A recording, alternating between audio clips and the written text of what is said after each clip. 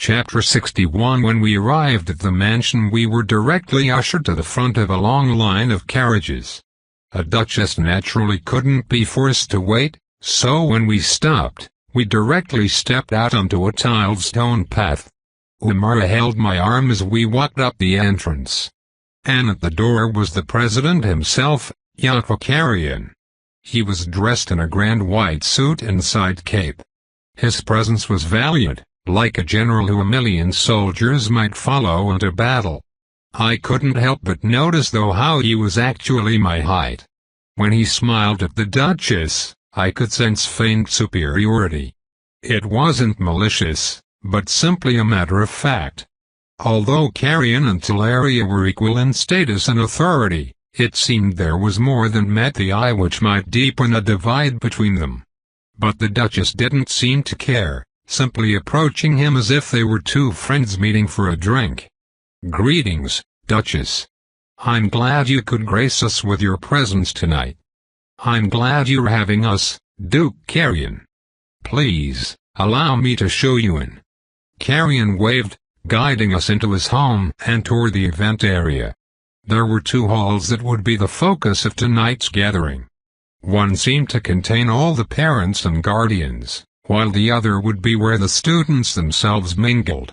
Of course, there was nothing stopping anyone from moving between, but it seems that the parents wanted to maintain some distance and allow their children to take care of themselves.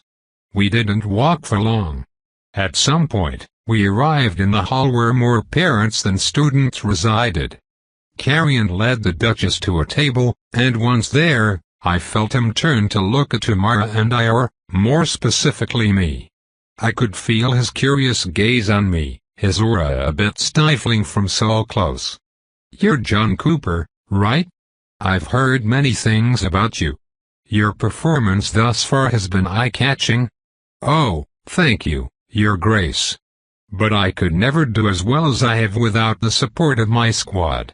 I have them to thank for keeping me safe." "Indeed. As a summoner, you naturally rely more on your team. Nevertheless, you've become an elite in record time. It is lucky that you earned your spot so quickly.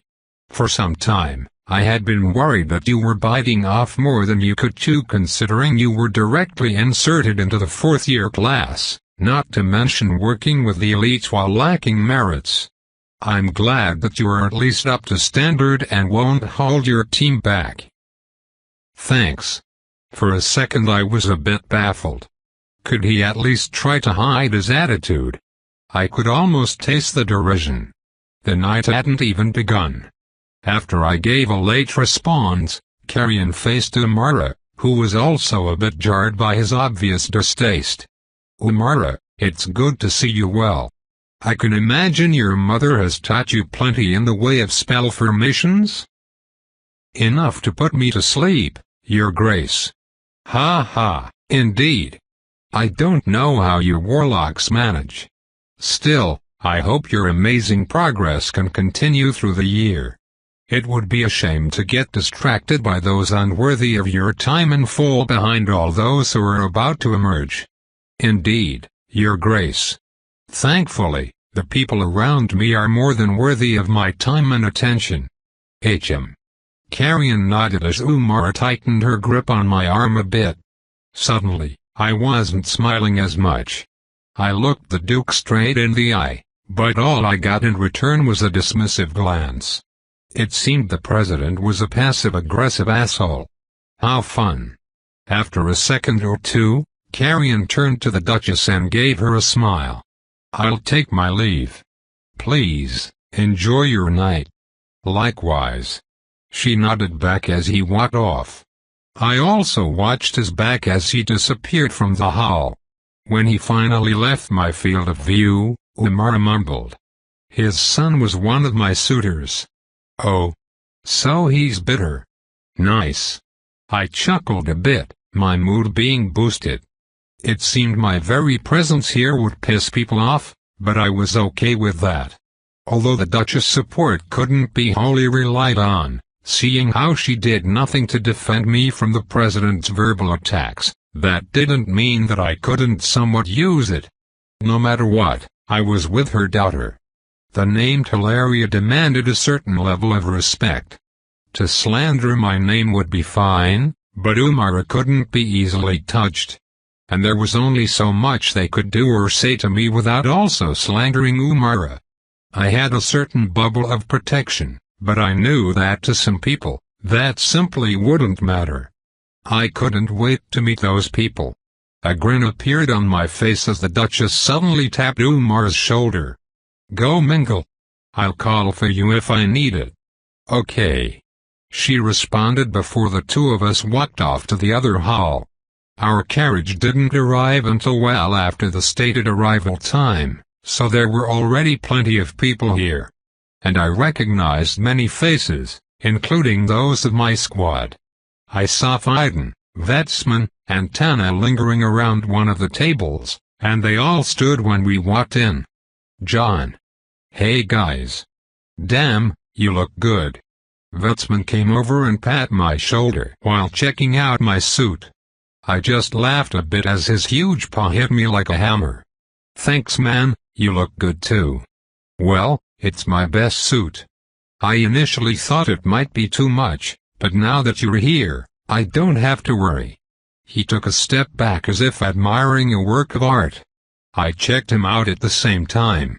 Instead of black like mine, his suit was pure white with blue trim and designs on it.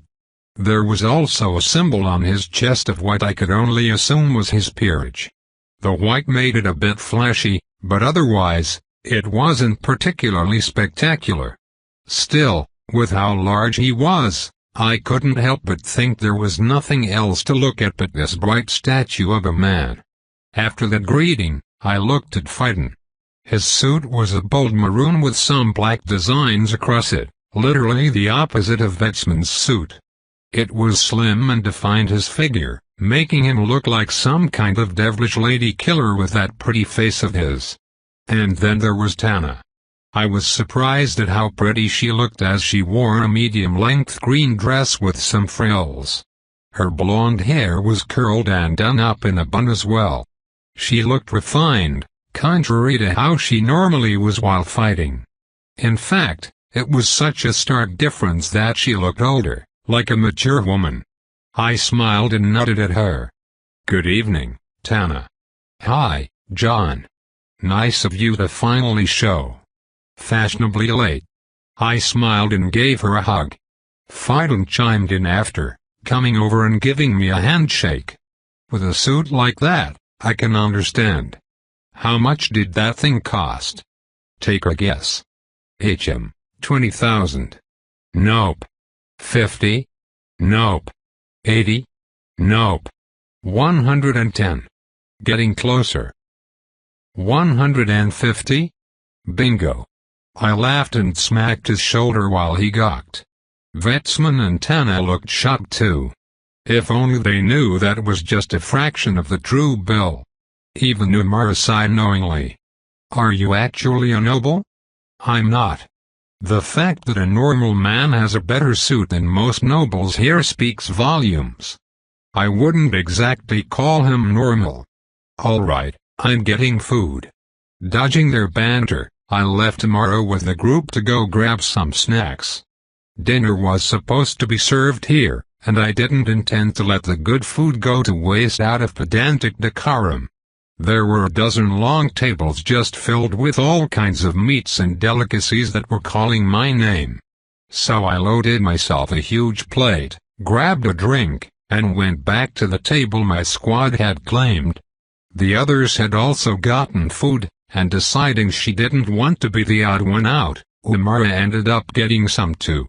So for a while, we all sat and ate while observing all those around us. I especially was keeping an eye out. Ever since I had walked into the mansion, I felt like I was constantly being stared at. And few of the gazes were merely curious. I felt hostility, mostly from those I didn't know. As for the elites, I knew most of them and we were relatively friendly. So unless they were just being two-faced, then I shouldn't have much issue with them. But the unfamiliar outnumbered the acquaintances. There seemed to be plenty of nobles that hated my presence here, especially by Umar's side. I didn't know why they had issues with me when most of them probably never had anything to do with Umar anyway, but I also knew that some people simply didn't need a reason to hate somebody. I could disregard it for the most part, simply ignoring everything I felt through my aura. But I had to admit that it was irritating. Unfortunately, the night hadn't even started. Greetings, ladies and gentlemen. Suddenly, President Carrion stepped up to a podium, overlooking all his guests with a bright smile. I thank everyone who has graced this annual event with their presence. Tonight is a celebration of a new year and the beginning of a long road of achievement for all those talented enough to make it to their 4th year at the Magisterium. Some familiar faces are also coming back to participate in the upcoming excursions. We welcome them, as well as those who have recently joined the ranks of elites through great feats of strength. Asterisk clap clap asterisk. Everyone applauded as he paused, going for a few seconds before settling. After that, he gave the rest of his opening speech, little of which I cared to listen to. And once he was done, a nearby stage was populated with some musicians who started to play music. With that, everyone began to mingle, walking between tables and chatting with familiar friends. Sorry, I'm going to go say hi to someone. Tana stood from her seat, suddenly working off to go greet what looked like a good friend. Not even 10 seconds after, a girl walked over. She was dressed in a slim red dress, a simple one without any frills or designs on it. Yet, she still looked amazing. She walked over to Phaidon, tapping his shoulder. Hi. Oh, Mira. Phaidon quickly stood, giving the girl a hug before both of them turned to us. Mira waved. Hello. Nice to meet you all. Good evening. Hello. We all smiled back, Mira looking between us and Phaidon. I was hoping we could grab a drink. Oh. Phaidon didn't immediately respond, looking toward us first as if we needed to give him our approval. I scoffed a bit. What, are you going to say no? Hurry up and take care of your lady. All right. Phaidon scratched his head in embarrassment before putting his arm out and letting Mira take it. As they walked off, Mira gave me one last smile and wave, which I returned. Vetsman chuckled as they disappeared. What a good friend. Hey, you guys did it for me. Isn't that right? Why? Umar dodged my smile as I hugged her. Getting some alone time was always essential for a budding relationship. Sometimes, friends just needed to take a step back and let things happen. Of course, there were the exceptions. Phaidon had to be led around. Thankfully, it seemed that Mira had a good grasp on it and took the initiative, otherwise Phaidon would sit in a corner all night by himself. After that, it was just Amara and I plus Vetsman. Just when I started to get worried about the third wheel though, Vetsman stood and pat my shoulder. Hey, I want you to meet my parents. Your parents? At least take me to dinner first. Ha ha, come on. I've told them about you and they're curious. Alright. Umara? You go on ahead. Umara unlinked her arm from mine, smiling. I have some friends to meet too. Okay. I'll find you later then. Millimeters. She waved as I walked off with Vetsman. The two of us crossed halls, heading to where all the adults were lounging. There were some students there as well, talking with relatives or the parents of friends. Most people here knew each other in some fashion, so there was lots of social activity. And around one table, there was a group of adults dressed in white. I took a guess and assumed that they were all related to the church in some way. We approached, catching their gaze. Once there, Vetsman spoke. Mom, Dad, this is John. Ah, Mr. Cooper. Our son has spoken a lot about you. Nice to meet you. It's a pleasure to meet you as well. I shook the hand of a man and woman, both of which were rather huge.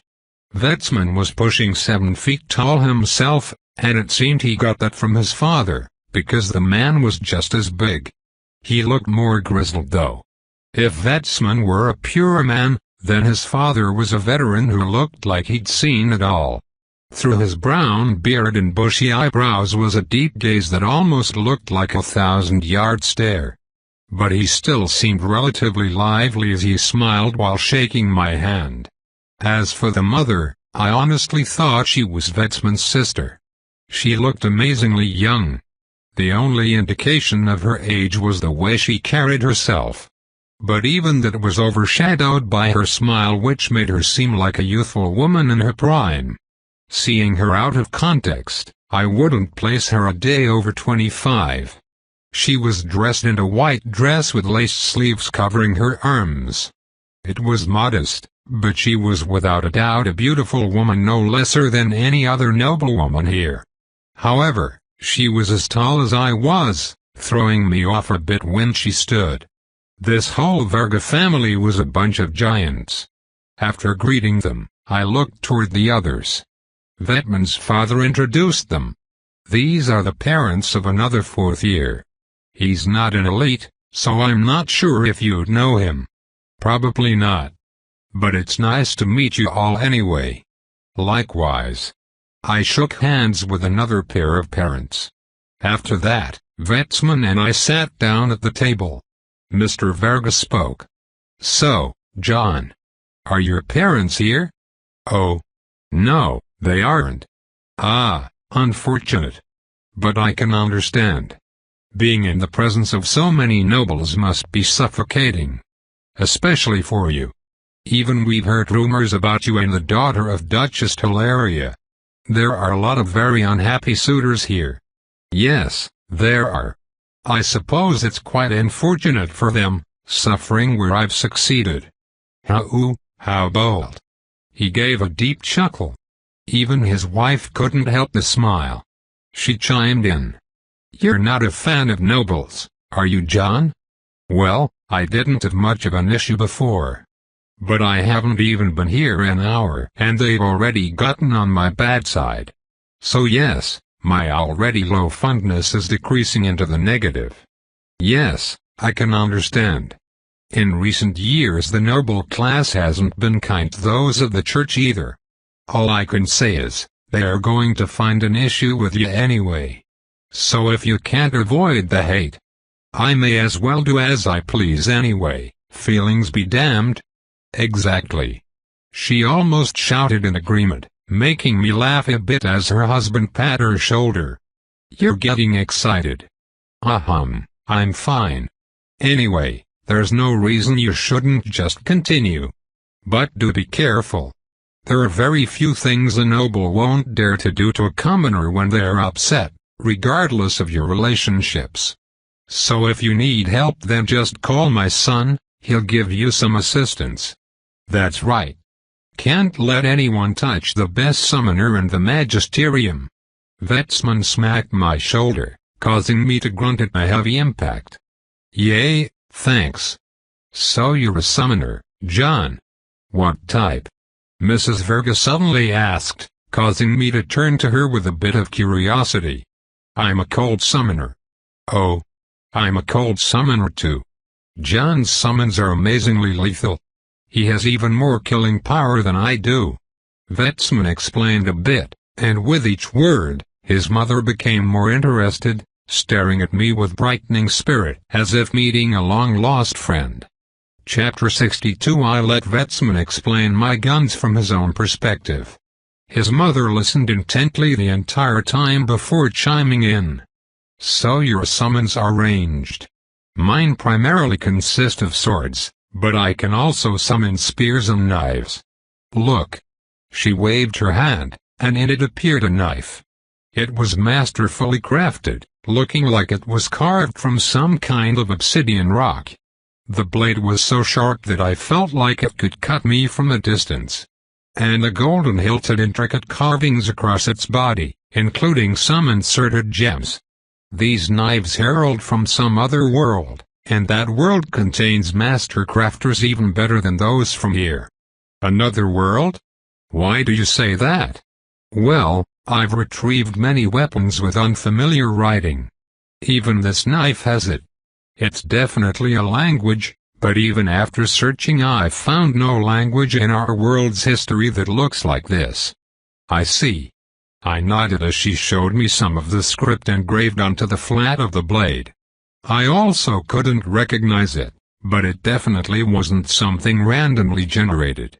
This meant that all summons came from another world, and well, my very existence also backed that theory up. After a bit of thinking, I also took out one of my summons, a Colt 1911. Here, this is what mine looks like. Oh, I've never seen anything like this. How does it work? Well, bullets are inserted here, and this hammer slams down to fire it out of the barrel when you pull the trigger. I showed off several parts of the gun, taking out the magazine and racking the slide a few times to show how it worked. Her eyes sparkled as she watched. Amazing. Well, it seems your summons are built for the express purpose of fighting at a range. That's good. If it were like mine, you wouldn't be able to do much. Did you fight in the military? Briefly. I've risen to Authority 9, but even with legendary weapons, I was never able to do much. Most of my fighting was done in my early years. After that I married my husband and left for the church. However, there was indeed a special technique I used that kept me valuable in the military. John, did you know that summoners are actually able to pass off their cold summons to others?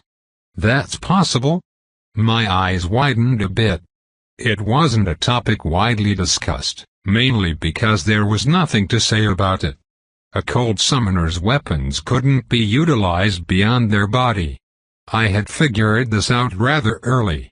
If a weapon were to fall out of my hand or get thrown, then it would disappear as soon as it left the certain boundary around my body, going straight back into the dimension. The only exceptions to this were the fired bullets and more recently my grenades. But even the bullet shells and magazines would vanish when dropped. There was simply no way for me to hand off a weapon to someone like Umara. But it seemed like Vetman's mother was capable of doing the impossible. If she could hand her legendary weapons to a knight, then that knight would have their combat power boosted significantly, and cold summoners would become working armories. Something like that would change the entire dynamic of the summoner class. They would become some of the most valuable magi around. And in a way, being able to do something like that made sense. As Mrs. Verga just said, what good was a legendary weapon if it couldn't be used by a suitable warrior? So then, what point was there to having summoners? They seemed good for nothing other than being smart. But if this were possible, then that wouldn't be the case. Cold summoners, the most useless and weakest summoners, would bring weapons from other worlds to equip the warriors of this world against the scourge. I wanted to know more about this, but my hopes were quashed when I saw Mr. Verga place a hand on his wife's shoulder. Dear, please don't spill the church's secrets so easily. It's not a secret though. And it's not like I was going to teach him anything. Ha! John, I apologize. My wife gets excited and doesn't realize when she's speaking about things she shouldn't. Oh, no, that's fine. Anyway, tell me about your trips. I've heard that your squad encountered plenty of beasts during your time. The topic was changed, and I reluctantly went with it. Vetsman chimed in as I continued to think about the implications of what was said. And the only conclusion I could come to was that, if cold summoners learned to master such a technique allowing them to share their weapons, it would lead to a system where summoners, although valuable, were destined to be used no different from the weapons they conjured. This would naturally introduce a significant amount of conflict involving the fate of the class, and that would be the reason why such a thing might be kept a secret by the summoners who would know about it, or at least, why they wouldn't investigate it thoroughly. I thought about my own views on it for a while, but after about an hour, I suddenly got a message on my aerial. It was from Umara. "Come help me." Well shit. I cursed and stood from my seat, catching everyone's attention. Vetsman asked, "What's wrong?" "Umara wants help. It seems like it's time to draw some lines in the sand." "Do you need help?" "No, I've got some experience dealing with people. There's no reason I shouldn't be able to deal with this." I spoke while buttoning my suit, adjusting myself before walking off. I crossed into the other hall and looked around at all the noble students. And at one particular corner, there was a group of men huddled rather close together. With a sigh I walked over, crossing the entire hall with an unhurried stride. As I did so, I could sense an increasing amount of gazes falling on me. And as I got closer, I could hear Umara's voice.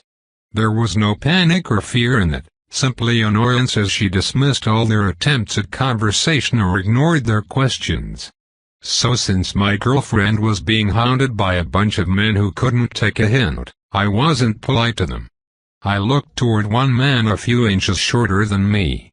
He had mana within his body, so he was the first I reached out for. My hand went for the back of his neck, gripping it so hard that he let out an involuntary yell. What the hell? Back off, please. I said that and threw him behind me, disregarding whether or not he went tumbling to the floor. As for the others, I put my hand on their chests and pushed them aside. Hey. Hi. Umara, let's go. I grabbed Umara's hand after shoving another man off to the side, opening a gap she could slip out of. And then I started to walk away. Right as I did though, I felt my free arm get grabbed by the wrist.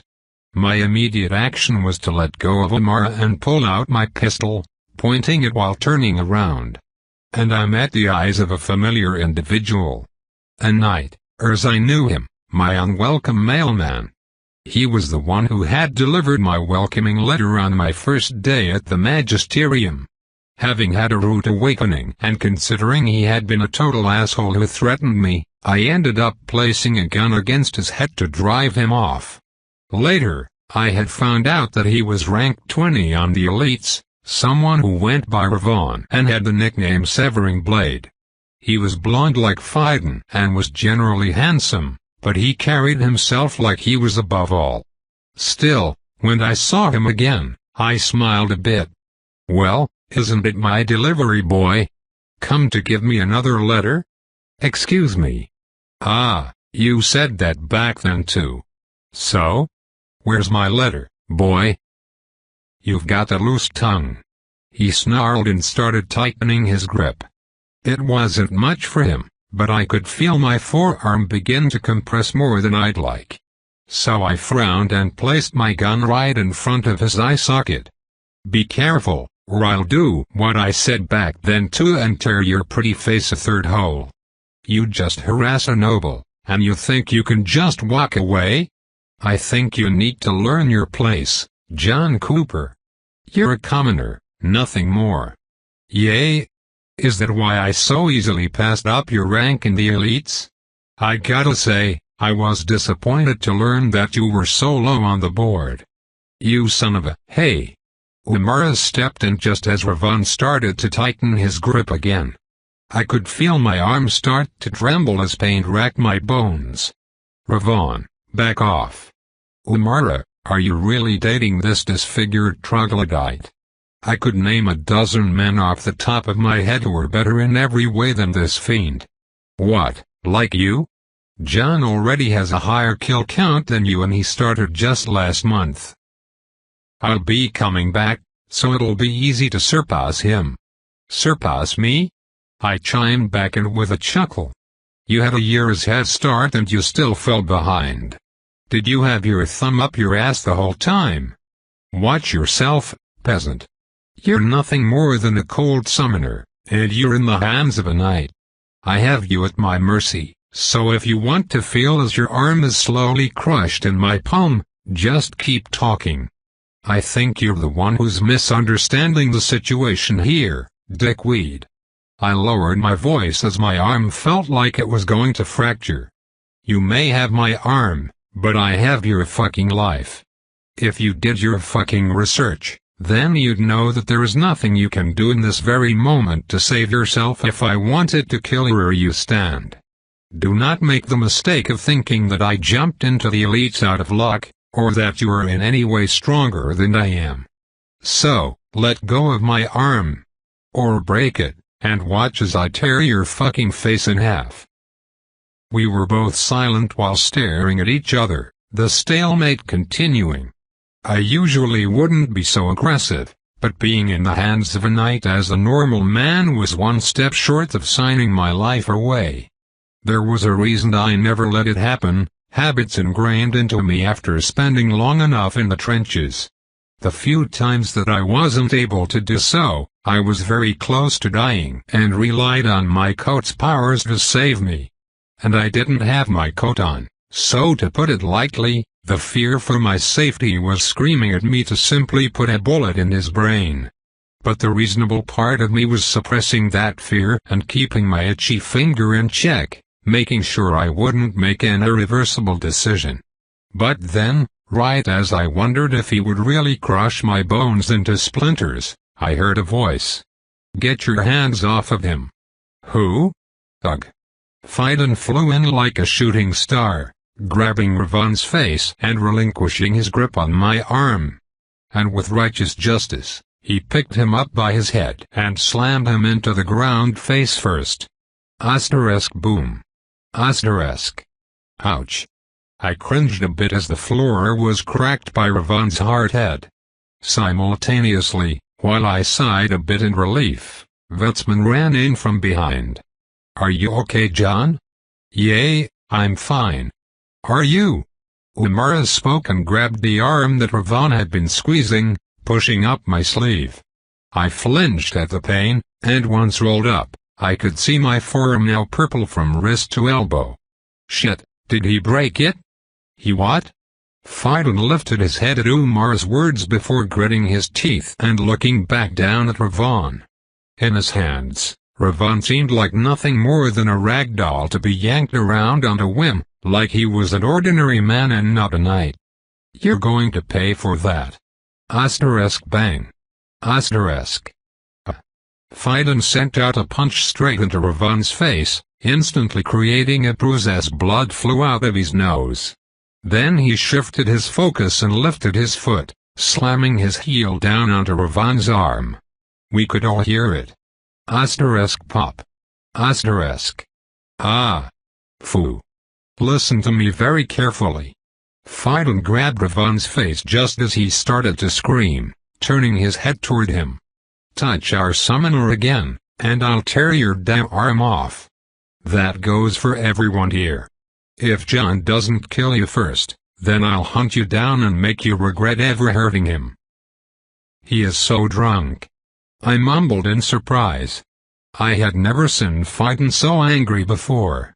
So although his flushed face seemed to be due to anger, I could definitely tell that he had more than a few drinks. The next moment though, there was another voice that interrupted Phaidon's ramblings. "What's going on?"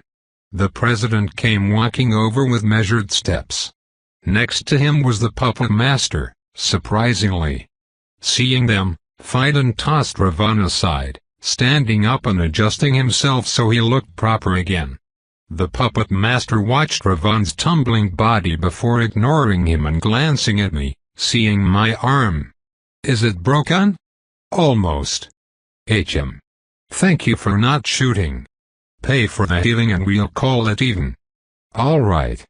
Just go find Vizon at the hospital, tell him I sent you." He nodded without question, causing President Carrion's eyebrows to raise. A moment later though, the president took in the sight of a beaten Ravon, frowning. "John Cooper, you started this altercation after blatantly attacking your fellow students. That's grounds for punishment." "Wait. I was being harassed, and John was just helping me." Umara stepped in front of me, her very presence acting as a shield. But he gave no more than a cursory response, as if she had nothing to do with the situation. I can hardly call a conversation harassment, Lady Amara. On the other hand, throwing a student to the floor and threatening the life of another is unacceptable behavior at this institution. But President John didn't dash. This isn't up for discussion. The president shot a glare at Fiden right as he tried to explain, his aura exuding a deep pressure that nobody around could refute. Fiden had no choice but to retreat. Not even Amara could say anything. Despite me having done the least amount of damage and having actually gotten hurt, he was clearly targeting me and wouldn't stand for any challenges to his authority. But by this point, I was already beginning to see red. These nobles were really starting to push all the right buttons. "Hey, President John." Amara turned around, perhaps warning me after sensing how pissed I was. But my patience for bullshit was run through a while ago. Sure enough, the president turned to me with that high and mighty grin of his. It was a good thing that he wasn't any taller than me. I could face him on equal grounds. "What is it, Mr. Cooper? Perhaps you would like to offer an apology to Ravon?" "Please, I would sooner shoot myself in the foot. In fact, I should be offering you the chance to apologize to me." The president was surprised by my words, and it was clear from his frown that he found them to be quite insulting. I continued before he could refute. "I was grabbed by a knight. You might not understand, but a summoner like myself feels very threatened when a knight manages to get a hold on them. Any normal summoner would be at their mercy, not to mention how my arm feels half broken right now. You see that?" I raised my arm, exposing the swell bruise that was my left forearm. I could barely clench my fist without shooting pains. Regardless, the evidence was clear. I was injured because you failed to uphold order in a timely manner. More than that, a student from your magisterium has obviously failed to learn not to threaten or attack their fellow students, especially while at a party. That responsibility falls on your shoulders. So perhaps an apology is in order, to myself and Amara for being harassed, and to all the other students here who may have been failed in their education at your institution. Be careful, Cooper. To dare question my ability makes me question your right to be at my institution at all. Ho, President, you're misunderstanding something. I chuckled a bit as his aura started to become more ominous. I'm not questioning anything. The bruise on my arm is hard evidence.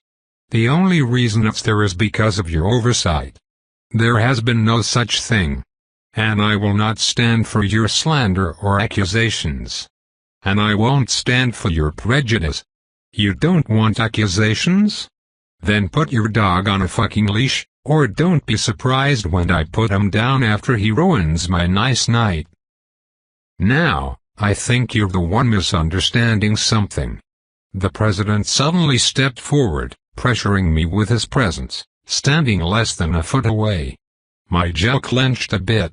He was a knight, not to mention a duke at authority 11. He could kill me with less than his fingernail, and I could clearly feel that looming death over me through his aura. But I continued to look him straight in the eye as he growled with a low voice that only I could seem to hear. You are a student at my magisterium, and a guest at my mansion. In both places, you have no authority nor right to dictate the law. I alone hold that right. My word is king here. And your very existence is a disturbance, let alone your feeble attempts at maligning my name. That's feeble? And yet it still gets you so worked up. Compared to that, your ridiculous attempts at pinning the blame on me are outright pathetic.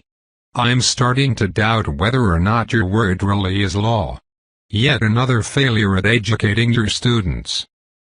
Then to teach you, I'll give you a 10-day suspension. You can take that time to reflect. Oh, now we're getting somewhere.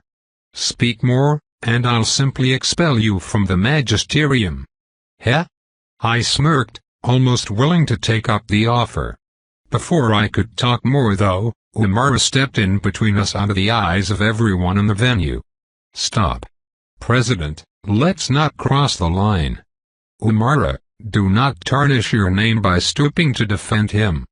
And do not tarnish yours by acting like you're a king, even within your institution. Your hospitality here has led to nothing but harassment toward me and injury toward my boyfriend. Do not make the blunder of thinking you can treat the daughter of Duchess Hilaria in such a manner, nor the mistake of thinking that my boyfriend should not receive the same respect I demand as my equal. You've already done and said enough, so let's put a stop to this now before this escalates into something most undesirable." Everyone was silent, including me, but not out of a cult attitude. I was surprised. I had never seen Umara step up and demand the respect inherent to her name. She didn't ever flaunt her status, so this was a first for me. And she was protecting me from President Carrion. While she was assuming the authority of her mother, she technically had the right to. It was her birthright as the daughter of a duchess.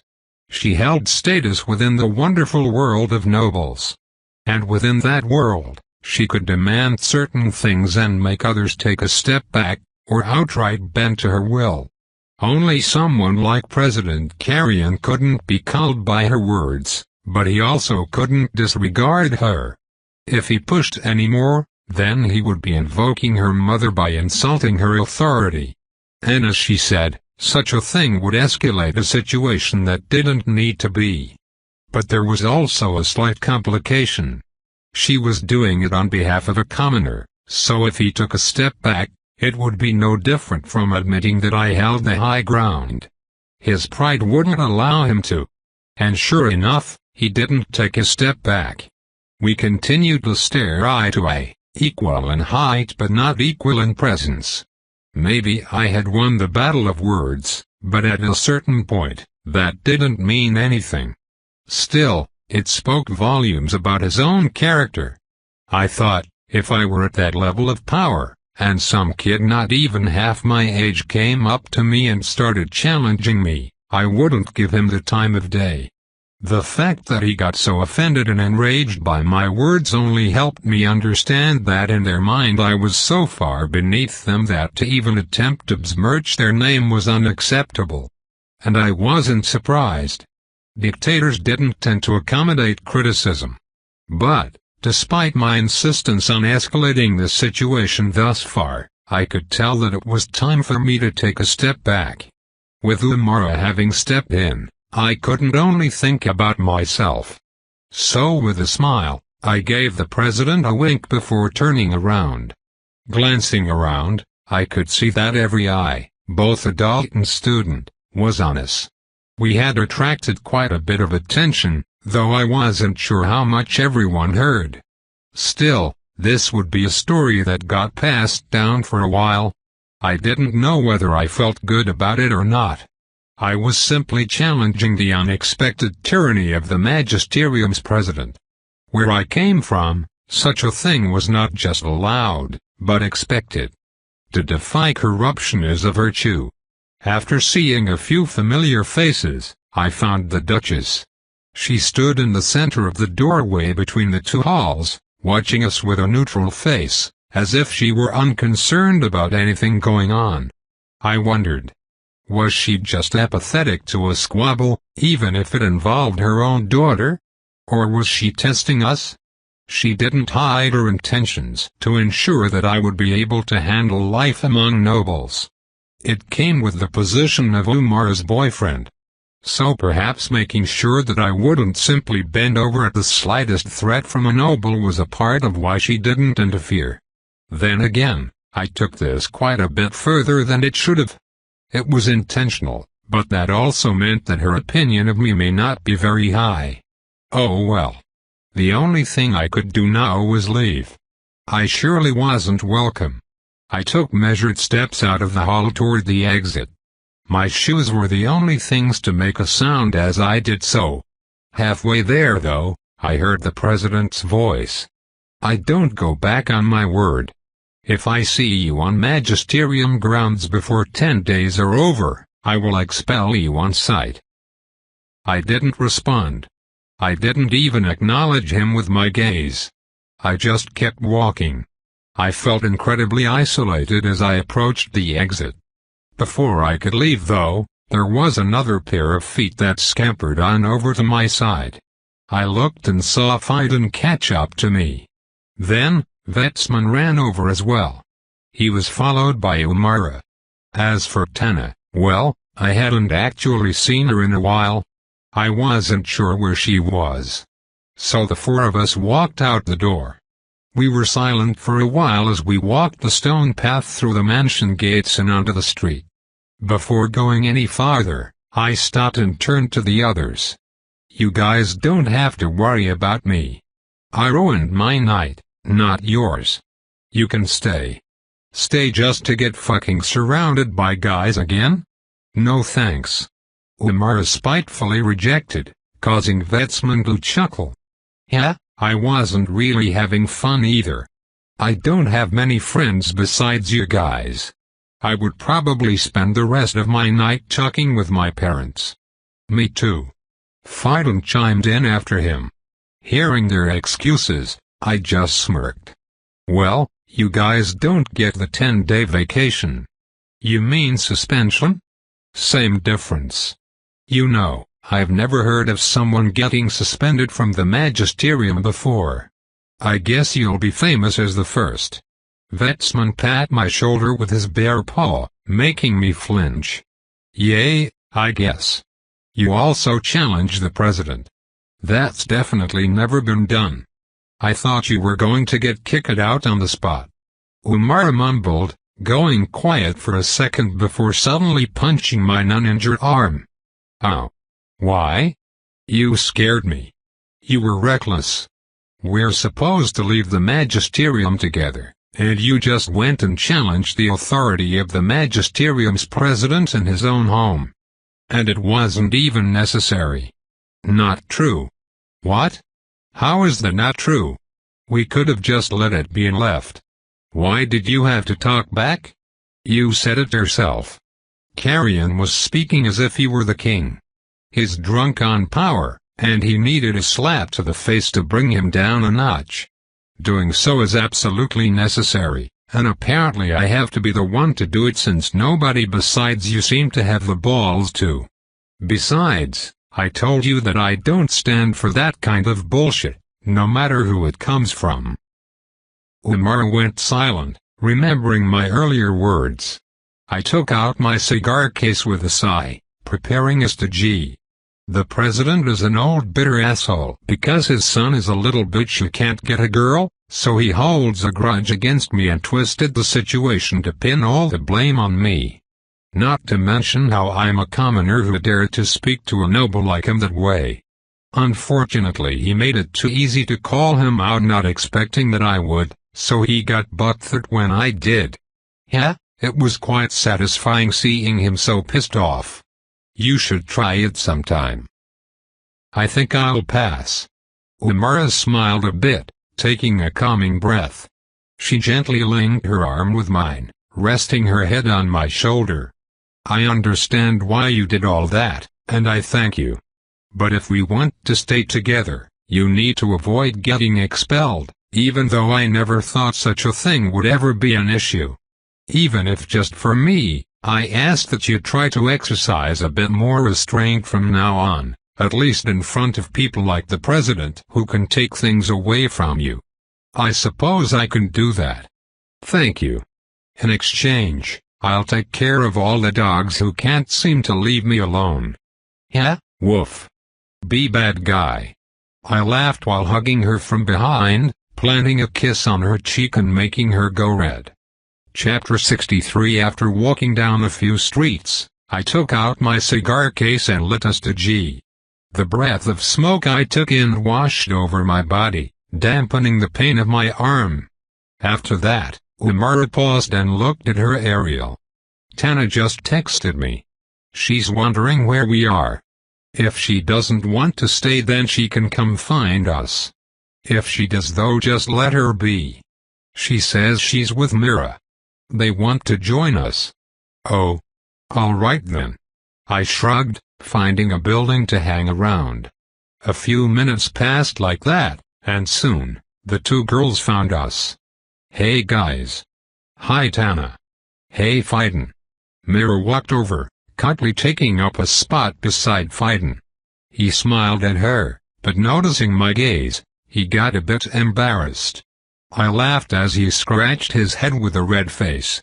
He was probably still a bit tipsy. "So, what happened?" Tana asked, prompting Vetsman to explain. When he finished, she looked at me incredulously. "Why would you talk back to the president?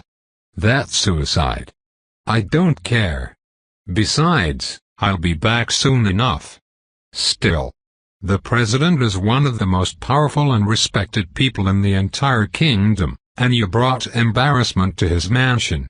That can't end well. You'll become the target of every noble's ire." I think I already was. I let out a breath accompanied by a long plume of smoke. At this point, I honestly didn't care what happened. In my mind, I thought about the worst-case scenario. If I got expelled from the magisterium, while I would be left with a bad record, it wasn't like I couldn't go and make money. It also wouldn't stop me from joining the military where I could follow Umara. And I was pretty sure that the church was also an avenue from what Maxwell had told me, though I wasn't sure exactly what they did. So the magisterium was really just a way to gain experience and time to advance my authority. It was in no way my lifeline. I could always fall back on something, and that put me in the position where I could shove a middle finger in the president's face and not regret it. I was quite satisfied with my actions back then. It was fun telling tyrannical authority to go eat a dick. Tana smiled wryly. "All right, so you're suspended, and we've all left the party. What now?" The party was boring anyway. "How about we find a nightclub?" "A nightclub? I've never been to one." "Me neither. First time for everything. Come on. I know a good one." "Wait, what about your arm?" Umara stopped me with an important reminder before I could lead the way, causing me to chuckle a bit. "Oh, right. Here, I'll send you all the location. Head over there and I'll meet up with you guys later. It shouldn't take me that long to get patched up." "I'll go with you." Umara stepped up, and in the moment I just shook my head. "You can stay, I'll be right back." "No, I want to go with you." "All right, fine." I shrugged and started walking off with her as the others made their way to the nightclub. Since I didn't feel like walking the distance, I hailed a carriage and had it take me to the Golden Trading Post. That's where we entered the Founders Market, heading to the hospital I frequented since going to the magisterium to cash in on the puppet master's offer was now off the table. Along the way, we also changed into our regular set of clothes. For me it was easy, and apparently Umara had those special rings as well that let her equip clothes with ease. So we didn't attract tons of unwanted attention with our kingly attire, arriving at the hospital smoothly. "Ah, it's John. And a girl. Hey Kayla. How's the night?" "Going well, can't complain." "So what happened? Another run-in with friends?" "No. Had to deal with an annoying night. He crushed my arm." I pulled back my sleeve, showing off the massive purple bruise that covered my entire forearm. Her eyes widened. "Wow, he got you good. If you hear though, that probably means he's dead in a ditch." "All right, come on back. I'll grab the healer." "Thanks." I smiled and grabbed the room with Umara. And within just a minute, the healer came. "Hello John. Broken bone, I hear? Hopefully not completely broken." I showed him my arm, prompting him to cast a complex spell that lit my arm up like an X-ray scan. I see a few fissures going down both forearm bones, but no complete fractures. There's also a dislocation that I need to manually slip back into place first. First? Yes, it's going to hurt since moving a cracked bone usually isn't painless. "All right, just get it over with." I handed him my arm, which he took in both his hands, smiling. "I'll count to 3. Ready?" "Sure. 1 * pop *. I grunted in shock as he jerked my bone back into place. My arm trembled for a while, the pain a bit overwhelming. "Why, you said 3. Ha ha, it's better if it's a surprise since you don't tense up." "All right, I'll start the healing now. Take this pill." He handed me a large pill that dissolved the moment I put it into my mouth. After that, he cast some more spells that healed my bones, fusing them back together along with repairing a few ligaments. After about 5 minutes, the spell stopped. "All right, you're all done. Give it a few days to rest and you'll heal without issue." "Thanks, Doc. How much do I owe you?" "Give me your coin and we'll be good." "Millimeters." I nodded and retrieved a gold bullion, flicking it to him. Getting the services of a healer who could fuse bones in a matter of minutes actually cost more, but because I frequented this place so much and treated them nice, I was a valued customer who got discounts occasionally. *ting. Got it. Have a nice night, John. You too, Doc. With that, Umara and I walked out of the hospital. We went straight out of the Founders Market, but instead of heading to the nightclub, Umara pulled me somewhere else. "Where are we?" "Just come." She didn't answer me as she linked with my arm and pulled. Eventually, we happened upon the Black Spider Hotel, which she pushed me into. "Oh, it's John. How unexpected." "You're as surprised as I am." "Hi, Keymaster. Excuse us." Umara didn't give us the opportunity to talk as she pushed me straight into an elevator. "Your room." "HM." I gave her a side eye before inserting my key and punching in the numbers. Before long, we arrived in front of my room, which when opened, was slammed shut as soon as we walked in. And the moment the door closed, Umara jumped on me, wrapping her legs around my waist and planting her lips on mine. We kissed for several seconds before I barely managed to separate and spit some words out. "Damn. What's got you going? Just shut up and kiss me." MMPH. She jumped back on me, the two of us tumbling to the bed. After that I wasn't allowed to talk. And needless to say, we didn't end up making it to the nightclub. He's not answering. They ditched us. Well, maybe John's injury was pretty bad. It's been 2 hours. I said maybe. Fiden scratched his head with a wry smile. Vetsman could only grumble, crossing his arms. They had arrived and entered the nightclub. It was a loud and dark place filled with alcohol and fast music. After being seated in a more private booth, they got several bottles of alcohol and started the party. Along with all the other people in the club, they danced, sang along to some popular songs, and drank. The place was new but they quickly blended right in, enjoying themselves. But 2 hours later, everyone but Vetsman was half drunk and John and Umara had yet to show. It was obvious what they were doing, but Vetsman still wasn't happy. Not only that, but he was beginning to feel a bit out of place. After some moments of silence, in the corner of his eye, he could see Mira and Fiden subtly kissing in the corner. It made him scoff inwardly.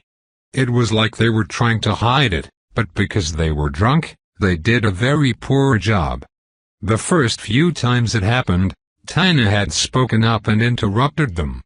But after she had a few more drinks, she didn't even care. From the side, Vetsman saw her stealing glances with a flushed face. He watched her, finding it curious how she could stare at something like that so easily. But then, he suddenly saw her look at him. He whipped his head away far harder than he should have, his ears burning.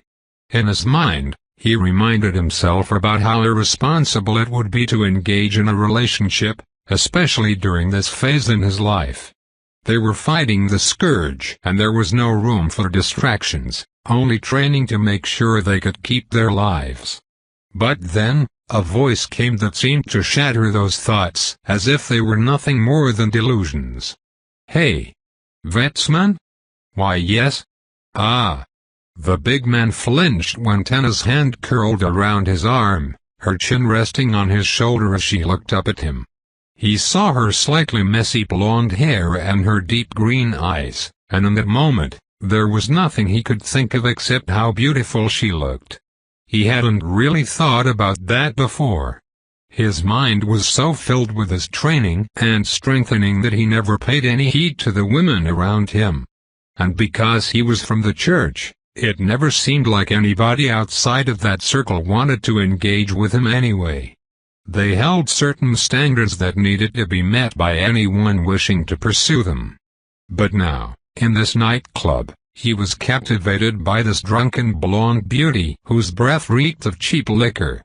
"I want to do what they're doing. I don't." Vetman's words couldn't seem to come out as Tana leaned in. Her lips approached his. He was so nervous in that moment that he froze like a statue, watching her face get closer in slow motion, every one of his senses working in overdrive and his adrenaline surging. He prepared himself for his first kiss, thinking that he would be fine if it was her. No, he wanted it to be her. But then, just as he thought of the future and what it might hold for them, Tana's eyes widened. And Vetsman watched as she jumped away from him, leaning over the booth and vomiting. Bleg. He sat there, his heart in shambles as the blonde beauty spilled the contents of her stomach all over the floor. And slowly, he turned his head to find Fiden and Mira continuing to make out. His head fell, slamming into the table dispiritedly. But deep inside, his heart pounded like it never had before, brand new thoughts surfacing like a fire and unable to be quenched. ****. My eyes fluttered open as I heard the sounds of a call on my aerial. I groaned a bit before tapping it. "Hell, John." Why?" I groaned more as Vetman's shout shook my ears. He continued. I need to talk to you when you get the chance." "Huh? Why? What happened?" "Nothing urgent. I suppose I just need advice. Can we meet for lunch?" "I guess," I answered back confusedly, hearing a relieved sigh on the other end. "Thanks. Bye." The call ended. For a while I stared at the aerial, but I was too tired to figure things out, so I just fell right back into my pillow. After some time, last night's memories came back, making me smile. And thinking about Amara, I turned around to see her. When I did though, I felt a jolt go through my body. There she was, sprawled out on my bed, in a nightgown. We had changed at some point during the night since we didn't want to roll around in bed in a suit or uncomfortable robes. Turns out Amara had brought clothes for another one of these occasions, the naughty girl. But now, after rolling around in her sleep, the loose shirt she wore had slipped. I saw an entire exposed boob, and unlike Vetsman's shout, that sight woke me up almost instantly. The size, the firm shape, the perkinas. I don't know why, but I felt my head spin a bit. Holy seas. Fuck. I suddenly reached over and pulled the sheets over her before jumping out of bed, my movement waking her. John. Good morning. Come here. She beckoned me over, but I just continued walking away. I'm at half-mast, just give me a minute. What? She responded confusedly as I entered the kitchen where I couldn't see her. Then, I tapped my aerial and ordered some room service. After that, I spoke. Vetman called and he wants to see me, so I'll have to go after breakfast. Oh, all right. She chimed back before yawning, simultaneously shifting in the bed. I could hear the sheets move. And after that, Everything went silent for several seconds, as if she were frozen. I then heard her jump out of bed. I am gonna use the bathroom. Go for it. After I spoke, I heard her scamper through and shut the door behind her. I just waited in the kitchen, channeling my inner Zen and waiting for breakfast. Thankfully it wasn't long, so once I brought it in, I diverted my focus and went to town on the platter. Umara also came out in her normal robes, her face a bit rosy. More noticeable was how she didn't make much eye contact. After coming down though, I looked straight at her and grinned. "You look gorgeous this fine morning." "You, stop it." She quickly covered her face with her hands, making me break out in laughter. She was too easy to tease. Chapter 64. I need advice. With what? Courting a girl. I went silent, staring at Vetsman across the table. We were in a nice cafe, and honestly, I expected him to have called me here with something a bit more serious in mind. But the topic was as flowery as the cafe around us. The big man needed some relationship advice. It was a bit comical, but I didn't give him anything more than a smile. "All right. You have someone in mind? Who is she?" "I'm not sure if I want to say." "Spit it out, you big lug. I can't really help you otherwise." "Fine. It's Tana." I was stunned into silence once more, staring at him incredulously before covering my mouth. Ha ha ha. Don't laugh. Heh? I'm sorry. Ahem. Alright, I suppose Tana is one of the good ones. But I gotta ask. What changed? Something happened at the nightclub. And nothing happened. I've just finally noticed her womanly charm. Charm? I guess that's a nice way of putting it. I chuckled a bit more. Whatever charm Vetsman saw, I was apparently oblivious to. But it wasn't like Tana wasn't pretty, and she at least had her good points. Any bad points were merely preference issues. All in all, she was a good pick. There were definitely far worse out there. There was only one issue though. Tana has no idea you like her, huh? No, she doesn't. That's what I thought. And she's the densest girl I've ever met, so you've got your work cut out for you, buddy. Anything less than slapping her in the face with a very clear confession probably won't get it through her thick skull, but that might also scare her. So what do I do? I scratched my head while lounging back into my seat. This was indeed a tough nut to crack. After a bit of thinking though, I flicked my finger and pointed at him. You're gonna have to wear her down. Bit by bit you need to grind through that thick shell until she realizes that you guys like each other. Is that what you did with Umara? Ha ha, hell no. Umara had been a bit flirty with me until one night she just came and confessed. The rest is history. Wow. You're lucky. Maybe a little. You're the one who picked Tana though. I just smirked a bit while taking out a cigar. Vetsman sat there, brooding as I took a few puffs. Hey, don't be so serious. You're a good guy and Tana is lucky to have you interested in her. Sure, you'll have to work for it, but I have no doubt that once she manages to actually conceive of the concept, she'll fall right for you. Thanks. But how do I, grind her down? Well, I'm not sure what the difference is between what I would do and what courting is. You tell me, what usually happens when a man wants to date a girl? I don't know much, but I suppose the man would appeal to her before asking her on a date. That sounds good, so do that. I told him simply. At the same time, a waitress came and brought us some drinks. I took a sip as he thought about it with a frown, not so much as touching his drink. The sight made me smirk. All right, don't fry your brain trying to think about this. I'm just trying to think about how to go about it. Well, you have time. You've got the entire year at the magisterium to flirt and ask her out. But you need to be pretty straightforward with it. You can't beat around the bush with Tana. I can also do something though. Maybe I'll get Amara to talk to her. Plant the seeds, you know? I would appreciate it. Sure. Ha ha, I'll have helped 2 of my friends get a girl. How fun. I chuckled while taking a sip of my drink.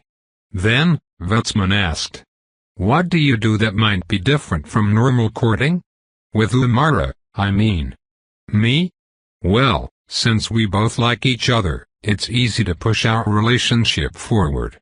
And I'd say she's been pretty responsive. Yay, she's all over you whenever you 2 are together. She even left the party with you last night. It's obvious that she likes you a lot. I wouldn't say it's a matter of liking. Look, I have my own standards, and I'm going to do what I do regardless of what anybody says. Take last night for example. I put Amara on the spot by making a scene at a noble party. I may have just ruined my own reputation along with her and her mother's. You would think that if I liked her a lot, I would have just let them trample on me for the sake of keeping the peace and not embarrassing her. I guess. Vetsman agreed with a frown, still looking a bit confused. I shrugged. Hey, all I'm saying is that I pursue Amara the way I feel like doing so, and I don't worry about trying to be perfect. And neither should you. The biggest hurdle is actually doing something, so don't make the mistake of sitting back and waiting. Have some faith in yourself, you know? Yay?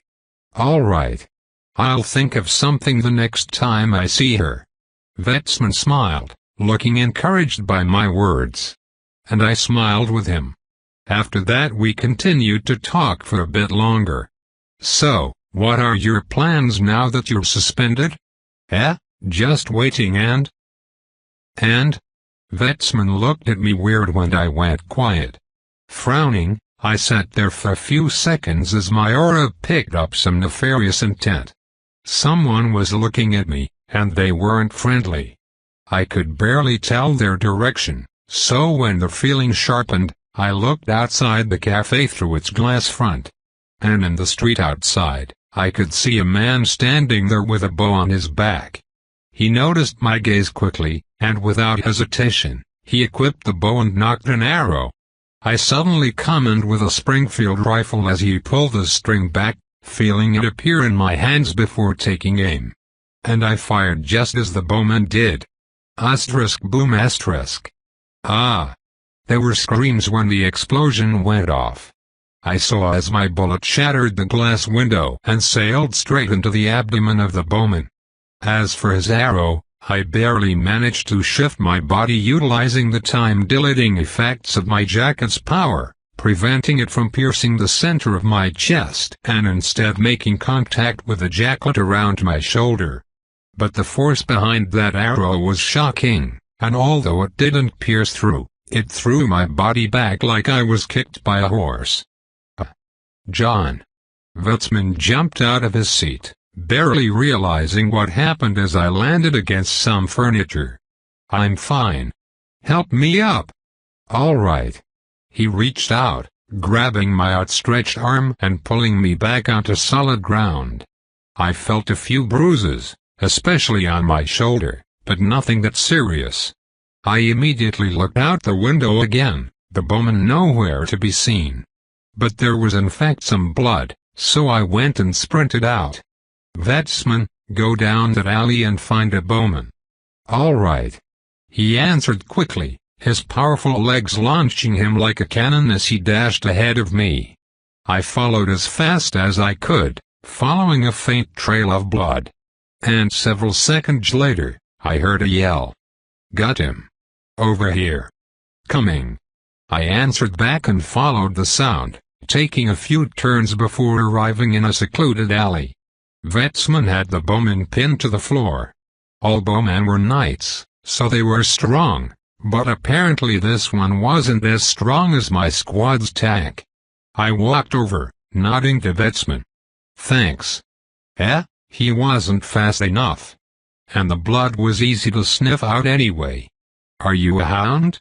I chuckled a bit while squatting down toward the bowman. Did someone send you? Or are you looking for the pitiful bounty? Fuck you. Well, you don't reek of drugs, so you're not from the trenches. Clockwork? Actually, they wouldn't hire a weakling like you to kill me. Whatever. I stood and took out a shotgun, pointing it at his head. Wait. You're going to kill him? Vetsman suddenly stopped me, causing my brows to raise. Right, he's only ever fought the scourge. Definitely never killed a fellow man. I took out my cigar and blew out a bit of smoke. In the distance, I was starting to hear a commotion. Definitely the city guard. So I made a decision and pulled the trigger. Asterisk boom asterisk. Vetsman was shocked as the man died underneath him, standing with some blood splatter on his white clothes. Leaning down, I took the man's spatial sack before grabbing Vetsman's arm and working off. Walk with me, before the guard comes. He was silent as he followed. And after making our way to another street and hailing a carriage, we boarded and set our destination to the magisterium. As we rolled, I took a puff of my cigar. Surprised? You killed a man in an alleyway. Yes. He's what's known as a hunter. They kill people for the bounties on their head, collecting money once the job is done.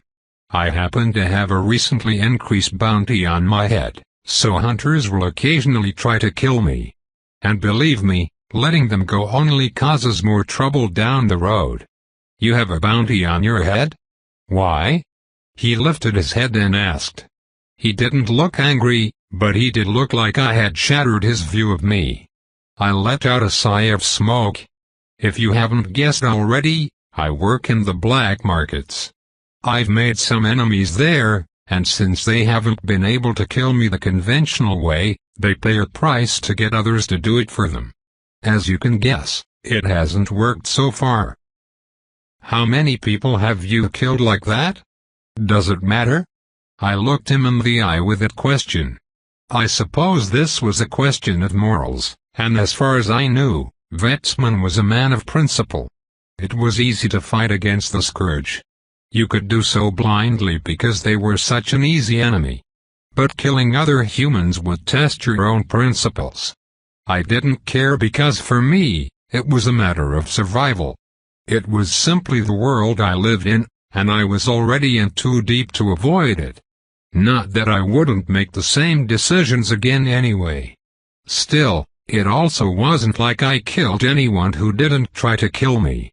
Regardless of if they deserved it, they tried to kill me, so I killed them.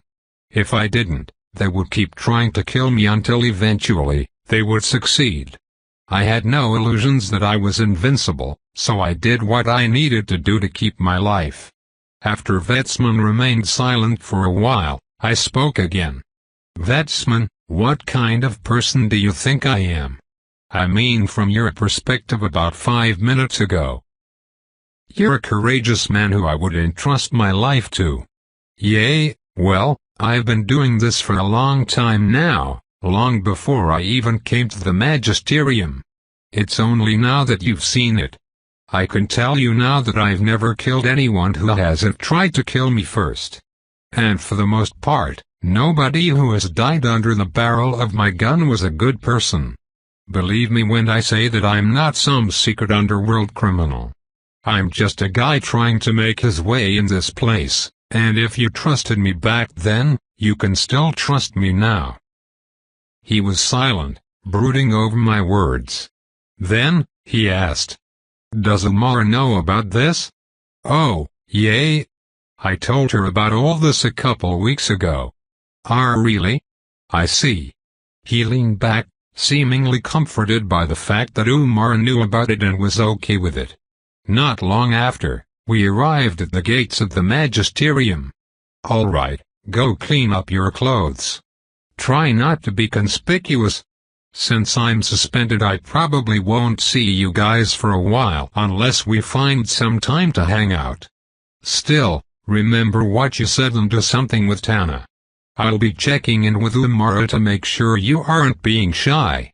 I'll be fine. And? Keep yourself safe.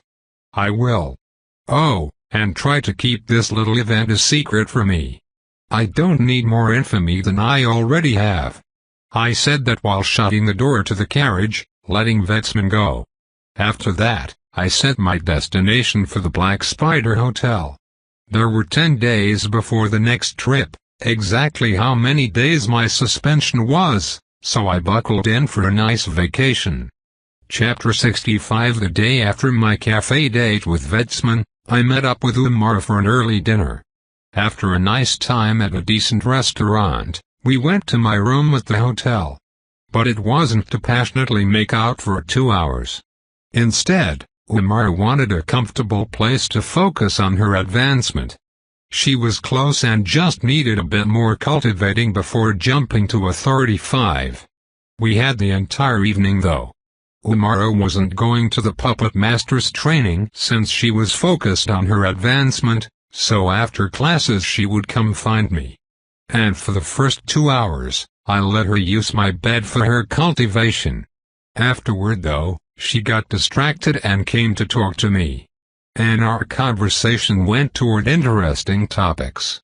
Specifically, how Warlock's power worked. It was no secret that there was no more dynamic power than the magic of a Warlock. It could do seemingly anything, limited only by the complexity of the spell and the imagination of the Warlock. However, there were a few things that imposed relatively strict rules and methods by which magic could be employed. Specifically, the system of elements they used and how magic was truly engaged. For warlocks, their spells were classified in 2 ways. There were the creation spells and the manipulation spells. The manipulation spells were the easiest. With those spells, one could draw on the elements around you and utilize them whichever way you wanted.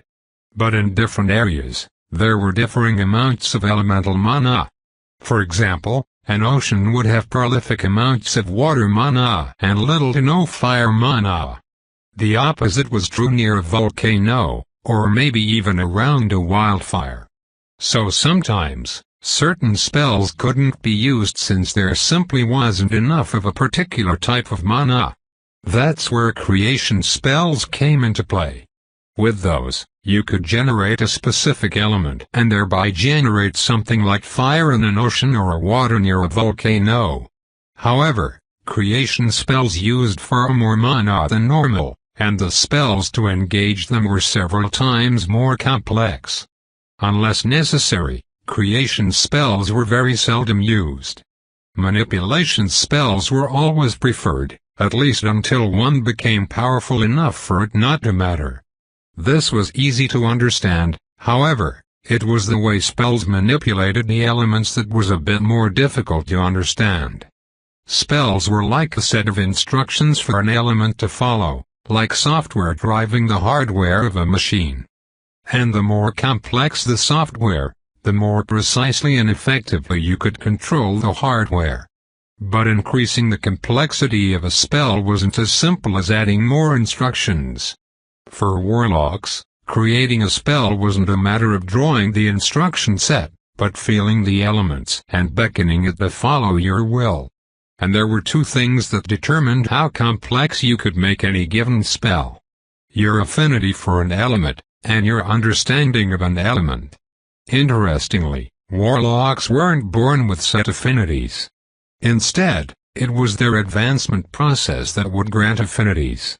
When they first awakened, a warlock would choose which element they first wanted to start building. Umar told me that she first picked air, hence why she was so good with dampening sound. And for her first 3 advancements, she built her mana core.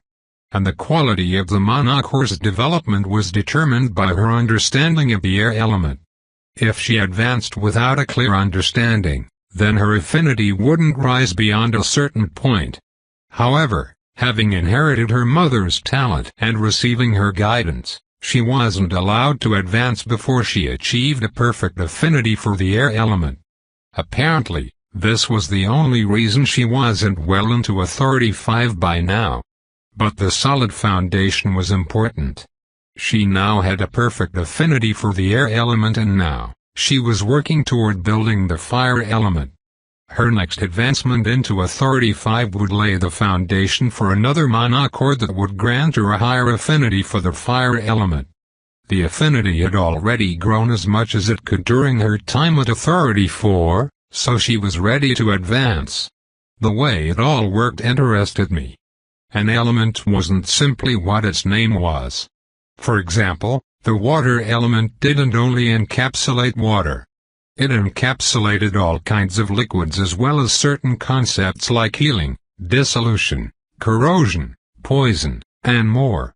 It was the same with air, which represented things like the wind, convection, polarization, pressure, and breathing. However, there was something I noticed about everything that Amara told me about her understanding of the elements. All she was doing was describing scientific concepts. And in a way, that's really all she needed to know. If you wanted to muffle sound, you had to know that sound propagates through a medium, most notably air. If you knew nothing about how sound worked, then you wouldn't be able to muffle it. It was just that warlocks understood these scientific concepts intuitively, whereas I understood it academically. But that led me to an interesting thought. What if I taught Amara about all the scientific concepts pertaining to her elements? If she understood it as it was, then how easily would she be able to figure out how to control things intuitively? While the two might not directly translate into each other, it would still be an incredible advantage to have, especially for her decision-making during battles. Not only that, but she would be able to develop special spells that achieve great effects only because she knows about obscure scientific principles. For example, if she knew that combusting different gases would result in flames of different temperatures, or that simply feeding oxygen to a fire would speed up the combustion process, then she could wreak untold devastation. What about water? If she knew how the human body was composed mostly of water, especially the blood, would she be able to make spells that could manipulate blood? Could she create vacuums of air, depriving her enemies of the ability to breathe? Could she amplify sound so much that they burst the eardrums of anyone that heard it? Could she use something like sonar to do long-distance scans of different landscapes? The possibilities were endless, and since my mind had been strengthened to an amazing degree, I was better equipped to explain this stuff to her. So I brought it up, just to test it out. Hey Amara, how difficult is it to modify a spell? Modify. It depends, but generally not too difficult. Alright, I want you to try something with your sound spell. Okay. She nodded and came to where I was, the two of us sitting down in front of each other. I explained. Alright, you obviously know that sound travels through the air. But do you know what sound is specifically? Kind of. It's hard to explain, but as far as I know, it's like a wave that spreads through the air. That's true, but that's not what creates sound. Here, you know how the ground can vibrate. Yay? Well, that's what sound does. It vibrates through the air, oscillating back and forth really fast. And we hear it because our ears have a bunch of little hairs that vibrate with the sound. Do you understand? I suppose. Not really the ear part, but the vibration part, yes. She nodded, thinking intently as I continued. Alright, well, those vibrations in the air can also go through other things, like water or the ground. Like. Here. I suddenly got up, going to the kitchen and grabbing a utensil and a cup. I filled the cup with water before setting it on the table. Amara came over when I waved. Alright, you've definitely noticed before. But when I tap the edge of the glass, the water ripples. Ding. I tapped the glass with the utensil, sending ripples across the water that disappeared in the center. Those ripples are sound, or more technically pressure waves. Or a mechanical wave. Anyway, the water can conduct sound much better than air can. As for solid things like wood or metal, they conduct sound even better than water. So, here's what I want you to try. I set her back down and laid out my idea. I want you to make a spell that can transfer the sound in the air into the ground. Okay. I'll try. Umara nodded and sat down, closing her eyes for several minutes. After thinking for a while, she started to conjure spells in the air. She even brought out her staff. Her staff was a short wooden stick that held a cluster of crystals at its top. The crystals were meant to act as a stabilizer for her spells. Without it, it was easier for a spell to dissipate. So while it technically wasn't needed, in the heat of a battle, it acted as an important buffer. I watched as dozens of spell formations appeared in the air, her eyes closed in deep concentration. In fact, I also heard some odd sounds from some of the formations, as if she were testing things out. And then, her breathing suddenly hitched before she smiled. After that, a single formation appeared, writing itself out before activating. After that, it was like I lost my hearing.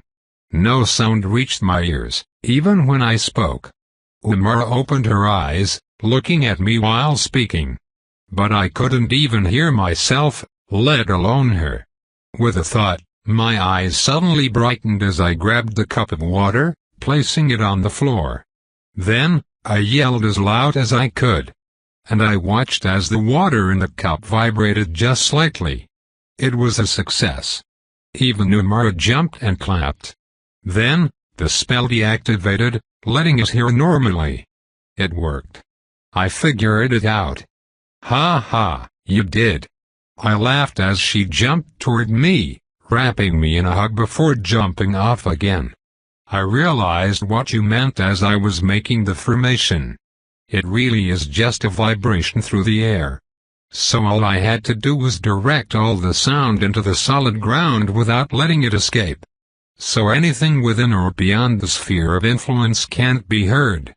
Yay, I couldn't even hear my own voice, though I could feel the vibrations in my head. That was because the vibrations coming from your throat were grounded as soon as they came out of your mouth. I made it so the spell causes any agitated air to direct itself downward straight into solid ground. It was never allowed to make it to your ears. Very impressive. I have such a smart girlfriend. Well, it's not like I could have done it without your knowledge. We smiled as she hugged me, the two of us giving each other a long kiss before she separated again. So what else? This is new, so I need to work on it, but what else can tell me about air? I told you about sound, not air. But other than that, I'm not sure. You'd need to give me something specific. What other air spells do you have? Oh, I have a book. With a wave of the hand, she brought out a large book as big as her torso, slamming it on the table. It radiated mana with a thick leather cover and black pages. When she opened it, I saw all the dozens of spell formations inside, each of them labeled and described. It was a spell book, perhaps a grimoire. This is my grimoire. Oh. I have tons of spells in here. A lot of them are from my mother. She made me cast certain ones before hitting milestones as a way to gauge my knowledge. Here, I'll tell you what they do, and you can tell me if there are ways to improve it. All right. I nodded and listened as she flipped the pages, going between tons of different spells. As she landed on some of them, I started to get an idea of what she needed to know. In particular, there were some basics that she found valuable. For instance, there was an entire periodic table of elements, each element at different atomic configuration. And most elements had a solid, liquid, and gaseous form. I told Umara how the air around us was composed of several different elements that had different properties.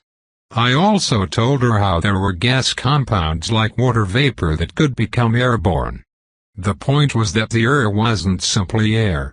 It was a gas, and there could be countless different gases. I told her of the main ones under the assumption that this world's atmosphere was similar to Earth's, speaking of nitrogen, oxygen, carbon dioxide, argon, and others. I even ended up drawing out the entire periodic table of elements. I had been forced to memorize most of it in school, so with my empowered mind, I was able to recreate it with no problem. Like that, I went on a science lesson for close to 3 hours. The only reason I went on that long was because I got rather excited to share my knowledge and because Umara was so genuinely interested. The entire time, she would occasionally generate new spell formations to test certain things out, often coming back with resounding success. However, as more time passed, she began to go from smiling to frowning. She looked concerned as the night got deeper, so I stopped the lesson and asked, "Are you all right?" "I don't know. As I learn more, specifically about air, I'm figuring out that my perfect affinity isn't actually perfect." "Well, that doesn't sound good. But how do you know it's not perfect?" "I thought you could feel whether or not it was perfect." "I could, and back then, I did in fact achieve a perfect affinity. The mana core gets created a certain way when perfection is achieved. Not only that, but with a more perfect mana core, one's mana pool increases. I got mine measure multiple times and it's been proven that my advancement was in fact perfect. But I feel like there's more there. More than perfect." I asked with confusion. How could you do better than perfection? But I did also agree. If she didn't know about even some basic concepts, then how could she know all there was about the air element? How could perfection be achieved like that? However, I noticed something else. Most of the things I taught her, while able to be applied to air, were still general scientific principles. I suddenly spoke. What if it's not that your air element isn't perfect, but that your understanding of all the elements is getting better? I'm not only teaching you about air. I'm also teaching you about liquids, solids, and plasma, the other elements. Maybe. Air is only one part of a greater whole. To understand how it might relate to the other elements would be beyond perfect, since strictly understanding air by itself, even if perfectly, still isn't everything. It's the difference between knowing the pieces and knowing how they connect. Yay, I think that's it. Umara slowly started to smile, her eyes brightening. You're a genius. That's it. Oh no. What? Advancement. Umara shouted, and I watched as her body suddenly started to suck in all the surrounding mana. My eyes widened. She was actually advancing. Crap. I know where to go. I can't. Umara's eyes started to blur as she collapsed. It was like she was in a trance, unable to think straight. I caught her before bolting straight out of my room. I ran without hesitation, making my way back down the elevator to the lobby where I saw the keymaster. He looked over with surprise. An advancement? I need to get to Maxwell. Can we get a carriage? Oh, certainly. Head to the market. It'll be there. Thank you. Of course, John. He smiled before I bolted back into the elevator. Then, I dialed in the numbers for the market, the elevator descending.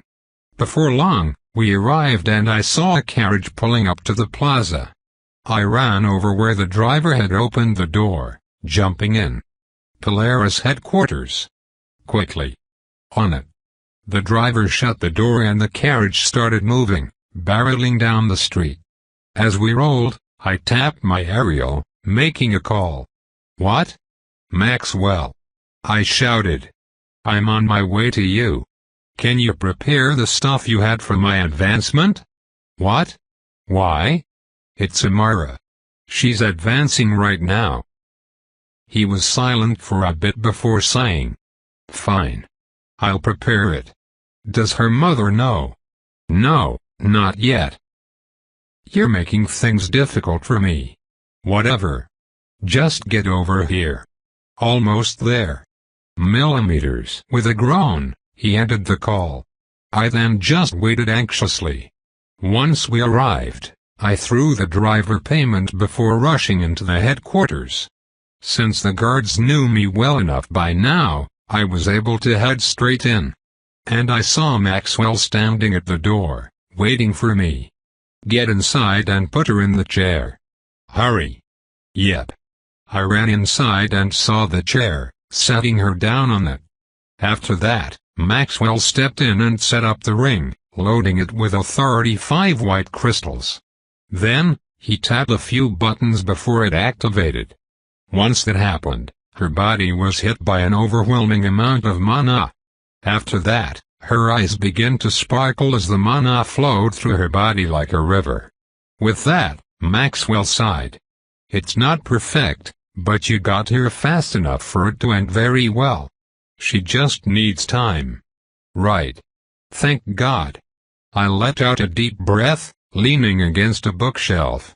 I was tired from the running, but more than that, relieved that her advancement would go well.